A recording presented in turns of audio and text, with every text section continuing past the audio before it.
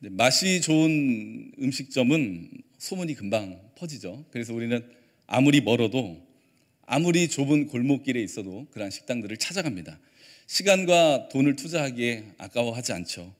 한 책에 나온 자료를 보니 이 성인의 입안에 있는 이 맛을 감지하는 세포가 한 1만 개 정도 된다고 합니다. 근데 그 세포가 혀에도 있고요, 입천장에도 있고, 편도에도 있고, 그리고 인후에도 있고, 그렇게 많이 있다고 해요. 또 이 맛을 느끼는 세포는 10일 주기로 다시 재생이 된다고 해요. 그러니까 우리 안에 맛을 느끼는 세포가 1만 개 이상이 있으니 우리들이 맛집을 그렇게 찾아다니는 것은 어쩌면 당연한 것인 것 같습니다. 그런데 음식 말고도 정말 맛있는 것이 있죠. 이사야 25장 6절의 말씀을 보니 만군의 여호와께서 이 산에서 만민을 위하여 기름진 것과 오래 저장하였던 포도주로 연희를 베푸시리니 곧 골수가 가득한 기름진 것과 오래 저장하였던 맑은 포도주로 하실 것이며. 우리를 향한 하나님의 구원의 약속인데요, 하나님은 그 구원의 약속을, 구원의 은혜를 기름진 고기와 이 최고급 포도주로 연회를 베푸는 것에서 상징하여서 그 최고의 맛을 보게 한 것이다 라고 그렇게 말씀하십니다. 그래서 시편 기자가 고백하잖아요. 여호와의 선하심을 맛보아 알지어다, 그렇게 노래하지 않습니까? 그래서 우리가 하나님의 은혜 가운데 인생의 최고의 맛을 누릴 수 있는 것이죠.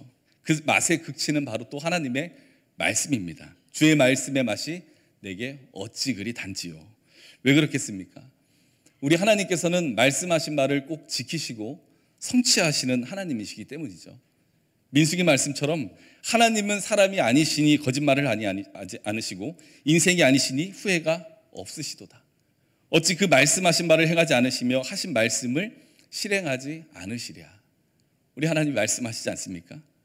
그래서 그 맛을 알았던 이 요한 웨슬리는 이렇게 말했습니다. 그 책을 나에게 좀 달라.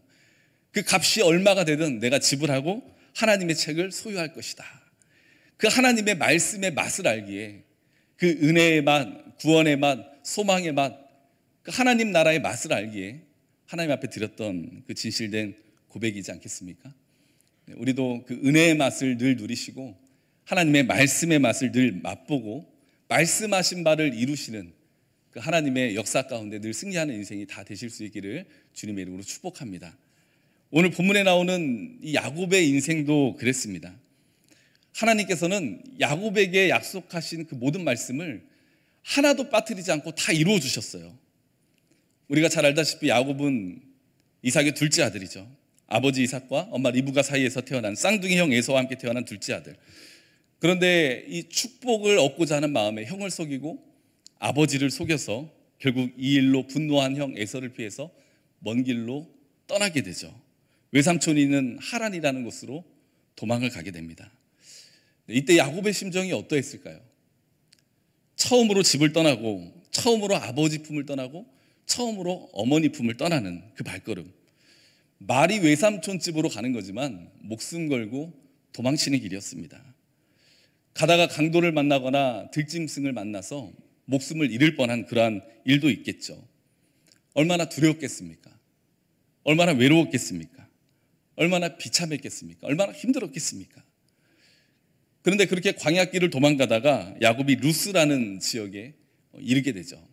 거기서 노숙을 하게 됩니다.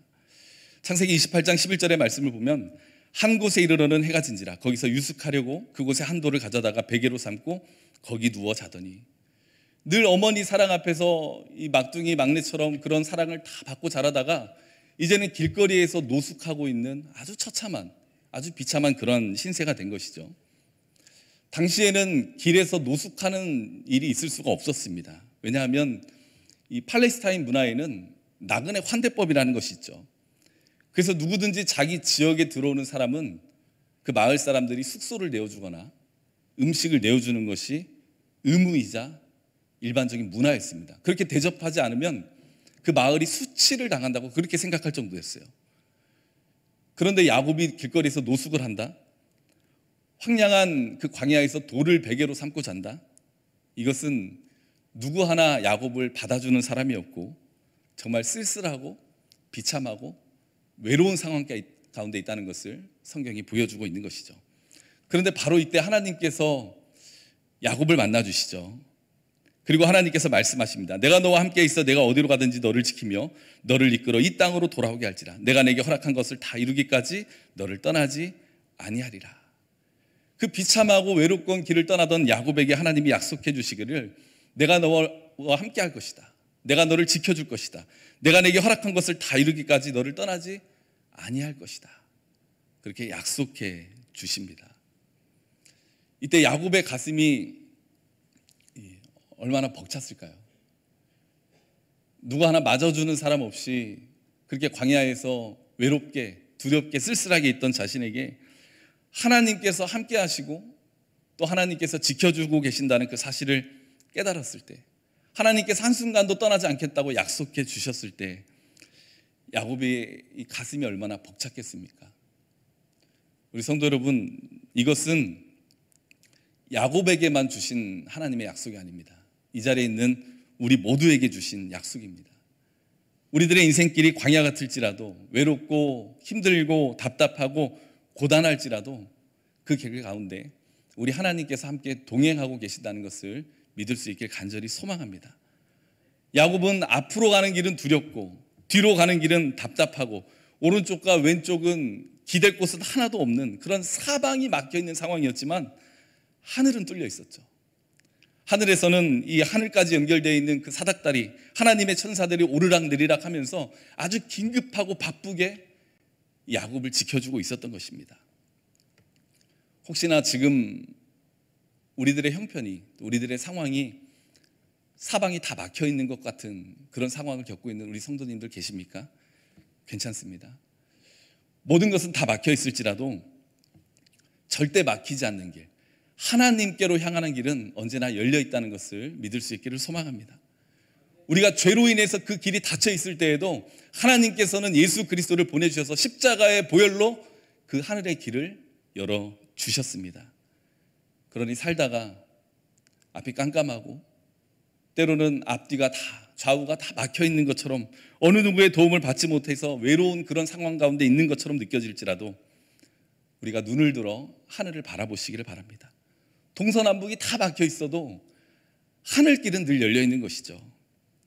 야곱을 지켜주시고 야곱과 함께 하셨던 하나님이 우리가 믿고 의지하는 동일한 하나님이십니다. 야곱은 이런 하나님의 이 언약의 말씀을 힘입어서 다시 한번 그 길을 나서는 것이죠. 우리도 이 믿음 가운데 이 광야 같은 인생길 힘있게 전진해 나가는 그런 삶이 될 수 있기를 간절히 소망합니다.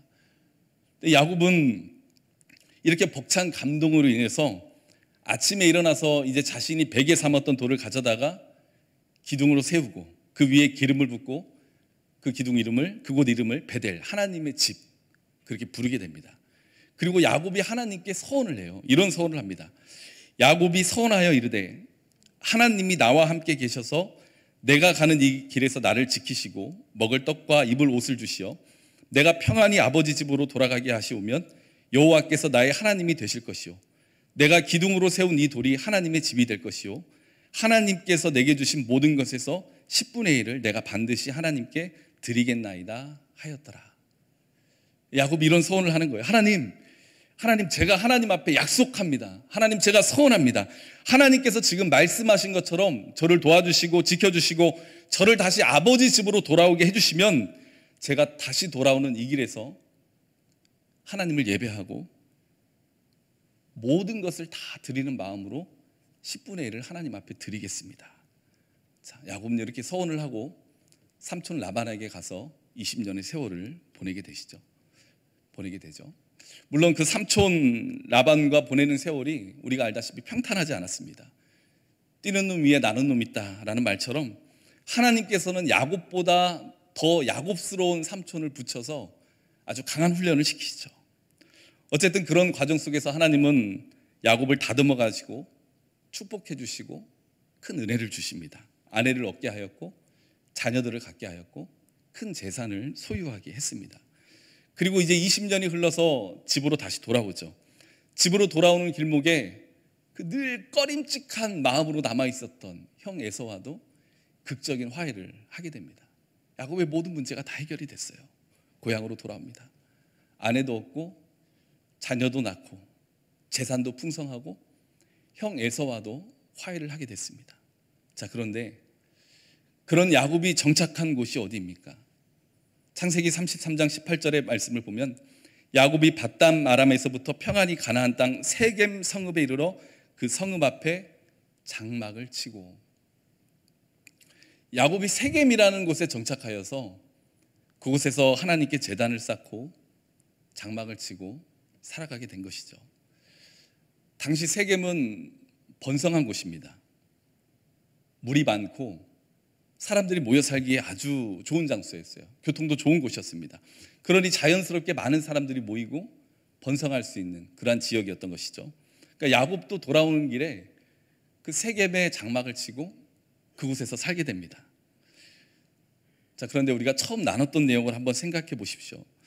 야곱이 그 20년 전에 그 쓸쓸하고 외롭고 누구 하나 도와주지 않는 그러한 인생의 골목길에서, 광야에서 하나님이 나타나셔서 야곱과 함께 하시고 앞으로도 함께 해주시겠다고 약속했던 그때, 하나님, 제가 이곳에 다시 돌아오게 되면 하나님께 단을 쌓고 11조를 드리겠습니다 라고 서원을 했는데 어디에다 단을 쌓겠다고 했습니까?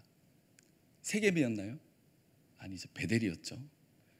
그런데 돌아오는 길에 단을 쌓은 곳은 베델이 아니라 세겜이었습니다. 베델이나 세겜이나 다 똑같은 것 아닙니까? 어디든 하나님 앞에 예배하면 되는 것 아닙니까? 장소가 중요한 게 아니라 마음이 중요한 것 아닙니까? 네, 맞습니다. 예수님도 사마리아 여인에게 예배드리는 그런 장소가 중요한 것이 아니라 영과 진리로 예배하는 것이 중요하다고 말씀해 주셨죠. 우리 하나님은 장소에 예민하신 분이 아닙니다. 중요한 것은 장소가 아니라 마음인 것이죠. 하지만 야곱이 세겜에 단을 쌓은 이유는 베델보다 세겜이 더 좋아 보였기 때문입니다. 세겜이 더 살기 좋아 보였기 때문이죠. 그래서 하나님께 약속했던 말, 하나님 앞에 서원했던 그 기도, 하나님께 드렸던 그 고백, 그것을 살짝 바꿔버린 거예요.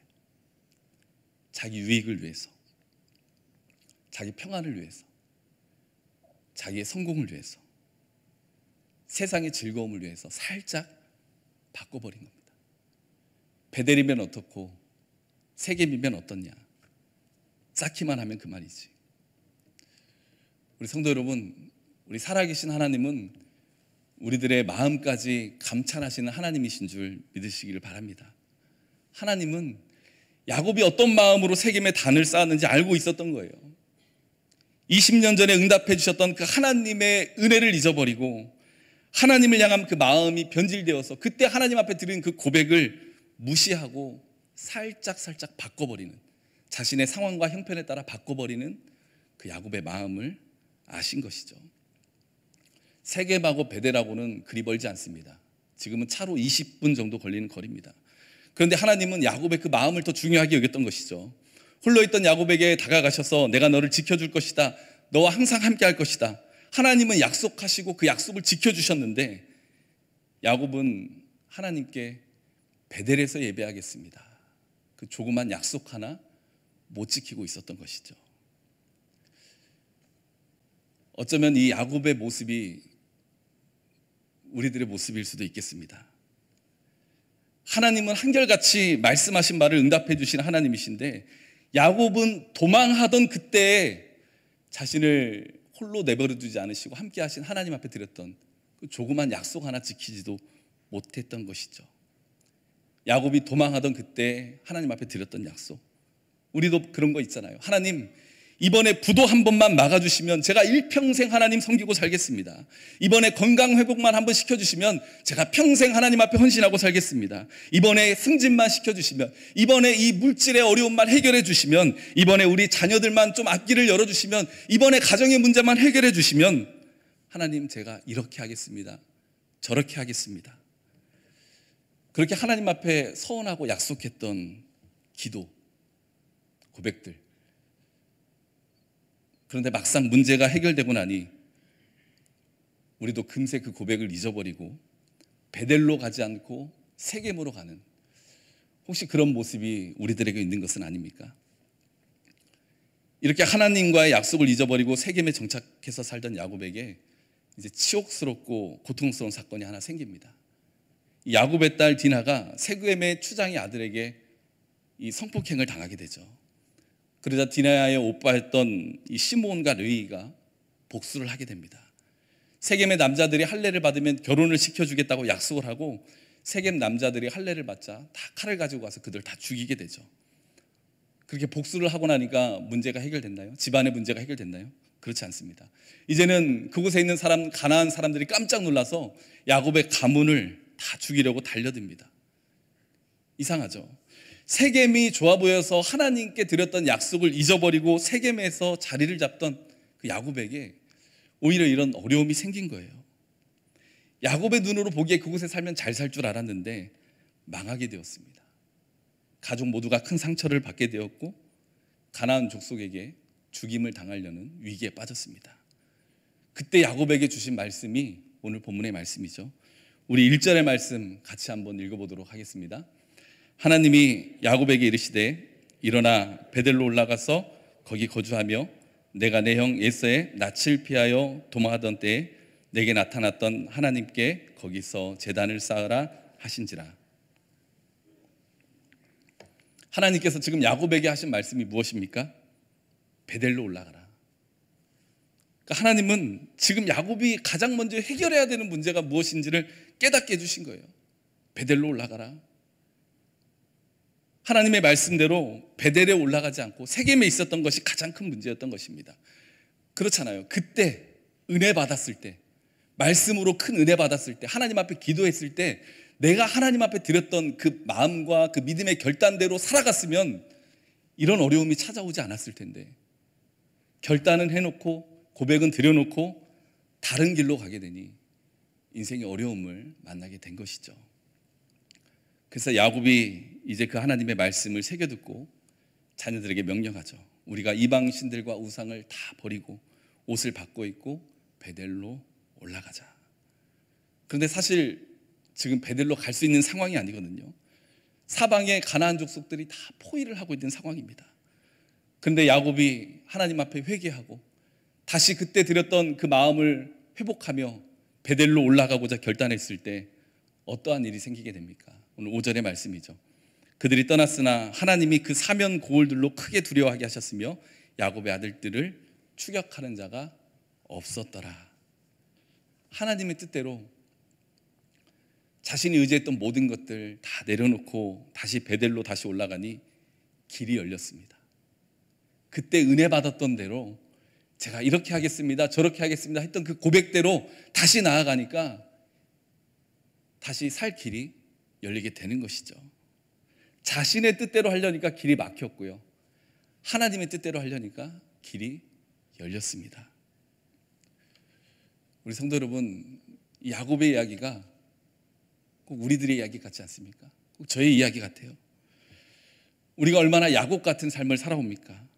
나와 함께 하신 하나님 감사합니다 라고 고백을 하면서도 조금만 지나면 하나님 잊어버리고, 하나님 제가 이 문제만 해결되면 최선을 다해서 우리 하나님께 예배하고 하나님 섬기고 살아가겠습니다, 저희 모든 삶을 다 드리겠습니다 라고 고백을 하면서도 조금만 등 따시고 배불러지면 하나님 금방 잊어버리고, 내가 원하는 대로 되지 않으면 하나님께 서운해하고 원망하고, 그러다가 인생의 문제가 내 앞을 찾아오면 이러지도 못하고 저러지도 못하고 안절부절만 하는 우리들의 모습. 하나님께서는 야곱에게 말씀하셨던 것처럼 오늘 우리들에게도 다시 한번 말씀해 주십니다. 베델로 올라가라. 혹시나 내가 은혜 받았던 그때에 하나님 앞에 전심으로 드렸던 그 고백, 그 아름다운 믿음의 고백들이 생각나시거든 우리가 다시 한번 회복할 수 있기를 주님의 이름으로 소망합니다. 올 초에 우리가 하나님 앞에, 하나님 제가 올 한 해를 이렇게 해보겠습니다, 저렇게 살아보겠습니다 하고 하나님 앞에 드렸던 고백들, 오늘이 교회력으로는 마지막 주일입니다. 혹시 이 핑계 저 핑계로 우리가 다 외면했던 것은 아니십니까? 예전에는 간절하게 하나님 붙들고 살았는데 먹고 살만해지니 나도 모르게 은혜의 자리를 소홀히 하고 지냈던 것은 아니십니까? 우리 사랑하는 성도 여러분, 야곱은 자신의 뜻대로 살려고 하니 길이 막혔고 다시 하나님의 뜻대로 살려고 하니 길이 열렸습니다. 우리 하나님께서는 야곱에게 외롭고 힘들어하는 너를 내가 지킬 것이고 끝까지 너와 함께 할 것이고 내가 너를 다시 돌아오게 할 것이다 라고 하셨던 말씀, 그 약속을 하나도 빠짐없이 다 지키셨습니다. 그 동일하신 하나님이 지금도 우리와 함께 하십니다. 그러니 혹시 나도 모르게 하나님의 은혜를 잊어버리고 하나님 앞에 간절하게 드렸던 그때 그 고백, 우리가 소홀하게 생각하고 있었던 것들이 있다면 우리에게 약속하신 말씀을 하나도 빠짐없이 다 이루시는 그 신실하신 하나님을 바라보며 우리도 다시 한번 그 길을 회복하고 나아갈 수 있기를 간절히 소망합니다. 우리가 야곱처럼 우리도 다시 한번 믿음의 눈을 들어서 베델로 올라가게 되면 우리를 포위하고 있는 모든 것들이 다 물러갈 것이고 우리를 위협하고 있는 것들이 다 사라지게 될 것이고 막혔던 문이 다시 한번 열리게 될 것입니다. 우리 모두가 이러한 은혜를 경험하고 다시 한번 믿음으로 베델로 힘차게 올라가 신실하신 하나님의 은혜를 다시 한번, 선하신 하나님의 그 은혜를 맛보아 알고 누리는 우리들의 삶이 될 수 있기를 주님의 이름으로 축원합니다. 하나님, 야곱이 홀로 외로이 도망하던 때에 하나님께 드렸던 약속, 소홀히 여기고 살다가 그 약속을 다시 생각하고 베델로 올라가는 모습을 오늘 말씀을 통해서 함께 보았습니다. 야곱이 도망하던 때, 우리가 힘든 그때, 물질의 문제로, 건강의 문제로, 사업의 문제로, 자녀의 문제로, 삶의 문제로 이번만 도와주시면, 이번만 길을 열어주시면 이렇게 저렇게 하겠다 했던 고백들이 있는데 우리가 이런저런 핑계로 또 순간의 유익을 위해서 바꿔가며 모른 척하며 살아왔습니다. 올 한 해 드렸던 고백들 외면한 것도 많았습니다. 주님, 우리가 다시 한번 믿음의 눈을 들어 베델로 올라갈 수 있도록 도와주시옵소서. 인도하여 주시옵소서. 하나님 앞에 신실하게 진실하게 살아갈 수 있도록 도와주시옵소서. 그리하여 그 길로 우리가 나아갈 때 우리를 포위하고 있던, 우리를 위협하고 있던 모든 것들이 물러가고 사라지는 은혜를 맛보아 알게 하여 주시옵소서.